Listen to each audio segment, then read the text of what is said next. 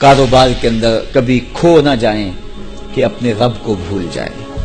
جب اللہ کے محبوب علیہ السلام کے صحابہ تابعین مدینہ المنورہ کی گلیوں میں بازاروں میں کاروبار کرنے لگے، حضور کا وصال ہو گیا، پھر کاروبار کی طرف جب توجہ بڑھنے لگی، ایک دن حضرت ابو ہریرہ رضی اللہ تعالی عنہ مسجد نبوی سے باہر نکل کے آئے اور بازار مدینہ میں گئے اور کہا کہ اے تاجروں، تم یہاں بیٹھے ہوئے ہو، مسجد نبوی میں حضور کی وراثت تقسیم ہو رہی ہے اور اپنا حصہ وہاں جا کے لو۔ سارے گئے، دیکھا تو وہاں کچھ لوگ بیٹھ کے پڑھا رہے تھے تو واپس آ گئے۔ کہا ابو ہریرہ تم نے کیا ہمیں بتایا تھا؟ ہم وہاں گئے ہیں، وہاں تو کچھ بھی نہیں تھا۔ کہا تم نے وہاں کچھ دیکھا نہیں؟ کہا کچھ لوگ پڑھ رہے تھے، کچھ پڑھا رہے تھے۔ کہا تم کاروبار میں پھنس گئے ہو، یہ رسول اللہ کی وراثت علم ہی تو ہے، کچھ وقت نکالا کرو علم سیکھنے کے لیے۔ میں کہتا ہوں یہ 8 دن کے بعد جو جمعۃ المبارک کا موقع آپ کو ملتا ہے، اس کو اہتمام سے پڑھا کرو۔ ہمیں حکم دیا گیا بازار میں دیر سے جاؤ، جلدی واپس آؤ، مسجد میں جلدی جاؤ، دیر سے واپس آؤ۔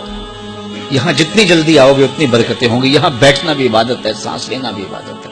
تو کم از کم جمعے کا یہ جو اجتماع ہوتا ہے، جمعے کے مواقع ہوتے ہیں، آپ جہاں بھی پڑھتے ہیں یہاں آنا چاہیں تو یہ تو ایک تربیتی نشست ہوتی ہے کسی نہ کسی موضوع پہ، اور بر وقت آئیں، سنیں، بیٹھیں تو سیکھنے کو بہت کچھ ملے گا۔ تو یہ برکتیں ہیں، تو کچھ وقت ضرور نکالا کرو۔